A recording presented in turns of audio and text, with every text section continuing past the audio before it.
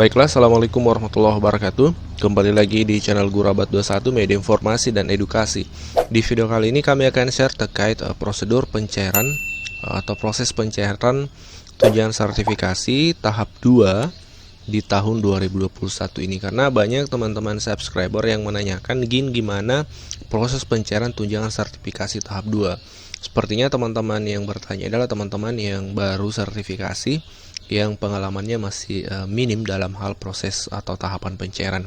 Nah, ini info akan kami bahas untuk sebagai informasi buat teman-teman. Bagi teman-teman guru yang sudah sering melalui proses ya pencairan, saya rasa sudah tidak asing lagi seperti itu.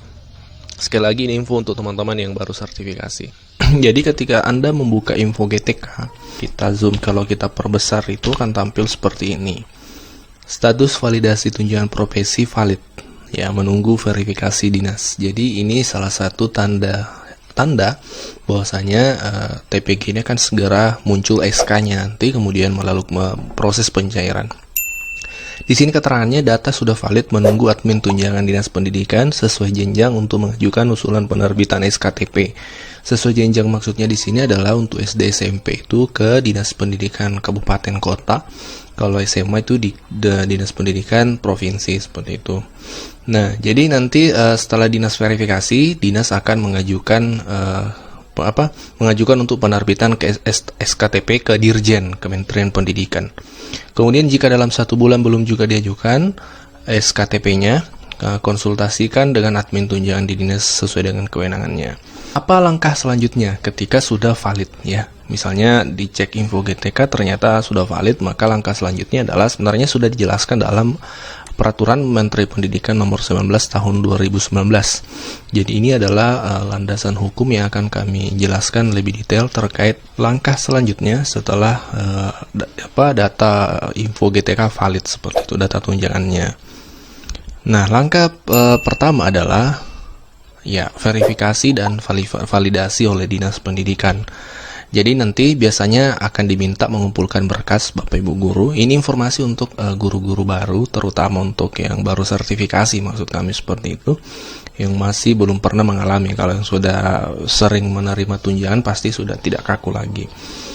Oke, jadi biasanya akan diminta mengumpulkan berkas oleh Dinas Pendidikan. Berkasnya berkas-berkas apa saja ini tergantung dari Dinas Pendidikan masing-masing. Biasanya berbeda Bapak Ibu. Tidak ada standar khusus di peraturan tadi berkas ini yang dikumpulkan. Jadi komunikasikan lebih lanjut ke Dinas Pendidikan. Nah, setelah itu dinas akan mengusulkan penerima TPG. Setelah diverifikasi oleh dinas bahwasanya misalnya guru A sudah valid, maka akan diusulkan sebagai penerima tunjangan profesi guru kepada Kementerian Pendidikan melalui Dirjen. Ada aplikasi Simtun akan melalui itu. Kemudian penerbitan SKTP. Nah, ini yang paling ditunggu nih Bapak Ibu guru. Ketika SKTP-nya sudah terbit, maka itu insya Allah dijamin aman, tinggal menunggu pencairannya. Untuk SKTP sendiri, SKTP itu adalah surat keterangan penerima tunjangan profesi. Untuk tahap 1 Bapak Ibu, untuk tahap 1 itu dia proses penerbitan SKTP-nya itu biasanya Maret ya. Untuk semester 1 ya, untuk semester 1 Januari sampai Juni itu biasanya penerbitannya di bulan Maret. Nah, di bulan ini nih Bapak Ibu, makanya sudah mulai muncul data valid. Nah, itu tidak akan lama lagi muncul SKTP-nya.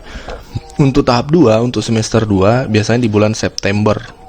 Nah, tahap selanjutnya adalah setelah SK-nya terbit. Nah, ini tugasnya Pemda atau wewenangnya Pemda untuk menyalurkan TPG per triwulan ke rekening guru paling lama 7 hari kerja setelah dana masuk ke rekening kas umum daerah. Jadi memang sebenarnya dalam aturan ya nomor 19 tahun 2019, Pemda sebenarnya diberi waktu paling lama 7 hari kerja untuk menyalurkan TPG ke rekening guru. Itu aturan yang memang ditetapkan oleh kementerian. Adapun misalnya kadang lambat penyalurannya, ini kami tidak paham. Ini wewenang dari Pemda seperti itu. Pemda sendiri yang lebih tahu. Yang jelas aturan itu 7 hari kerja paling lama untuk menyalurkan ke rekening guru ketika dana memang sudah masuk dari pusat ke rekening kas umum daerah, karena dana ini memang ditransfer dari pusat ke daerah dulu, baru daerah yang transfer ke guru. Nah, inilah yang diharapkan oleh banyak guru juga, bahwasanya ke depan kiranya bisa dana tersebut ditransfer saja langsung dari pusat ke rekening guru, sama dengan teknis juknis dana bos seperti itu. Dana bos itu langsung dari pusat ke rekening sekolah. Diharapkan kiranya juga untuk sertifikasi ini seperti itu. Nah, selanjutnya berkas yang biasanya dikumpulkan ke Dinas Pendidikan ini tidak paten ya, atau tidak permanen, atau dengan kata lain berbeda setiap daerah. Tidak ada standar mutlak seperti itu. Ini yang paling umum saja. Yang pertama biasanya diminta mengumpulkan fotokopi daftar hadir manual atau absen manual yang ada di sekolah masing-masing. Kemudian juga diminta biasa mengumpulkan fotokopi daftar hadir online ya. Ini operator yang bisa ngeceknya. Jadi biasanya dicetak oleh operator, dibantu oleh operator sekolah. Kemudian fotokopi SK terakhir, kemudian NRG, kemudian NUPTK, ini wajib Bapak Ibu NUPTK. Kemudian surat pernyataan kelengkapan dokumen, bahwasanya dokumen itu sudah sesuai dengan aslinya, biasanya akan diminta juga. Kemudian buku rekening, ya buku rekening bank untuk penyalurannya, biasanya seperti itu. Tapi untuk yang sertifikasi baru, biasanya diminta dulu untuk membuat rekening melalui bank yang sudah ditentukan oleh Dinas Pendidikan, biasanya seperti itu. Nah, selanjutnya Bapak Ibu, kami akan menjawab salah satu pertanyaan dari subscriber, apakah CPNS bisa dapat tunjangan profesi guru? Di sini dijelaskan tentang bahwasanya ada besaran tunjangan profesi di bagian C. Besaran tunjangan profesi bagi guru yang berstatus 1 CPNS D dibayarkan sebesar 80% dari gaji pokoknya. Jadi di sini terjawab ya Bapak Ibu, bahwasanya untuk CPNS pun yang status CPNS itu berhak untuk mendapatkan TPG. Ya, sesuai dengan aturan sama dengan gaji yang mereka terima ketika status CPNS kan itu 80%. Nah, begitupun dengan tunjangan profesi guru, yaitu sebesar 80%.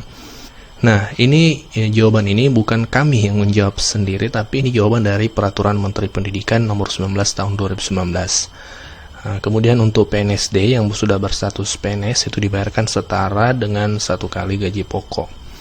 Nah, semoga ini bisa menjawab untuk pertanyaan teman-teman guru, ya khusus yang status CPNS. Jadi ini bisa menjadi landasan hukum Bapak Ibu. Sebagai tambahan informasi juga, untuk yang berstatus honorer, ya honorer itu ada 2 kategori. Ada honorer yang impassing, ada yang tidak impassing. Yang impassing itu menerima tunjangan profesi sebesar gaji pokok sesuai golongan, karena impassing itu adalah penyetaraan dari golongannya disamakan dengan antara honorer dengan PNS. Jadi lebih besar, sama dengan status PNS gaji tunjangan profesi untuk yang status honorer impassing. Kalau yang non impassing itu sebesar 1.500.000 per bulan. Nah, ketika dibayarkan per bulan maka 4.500.000.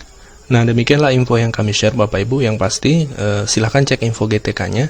Kalau sudah valid maka tinggal menunggu instruksi dari Dinas Pendidikan setempat. Kalau belum valid segera perbaiki supaya bisa valid. Karena kalau tidak valid tidak akan bisa cair tunjangan profesinya, seperti itu. Baik, demikian info yang kami share, semoga bermanfaat. Terima kasih dan Assalamualaikum warahmatullahi wabarakatuh.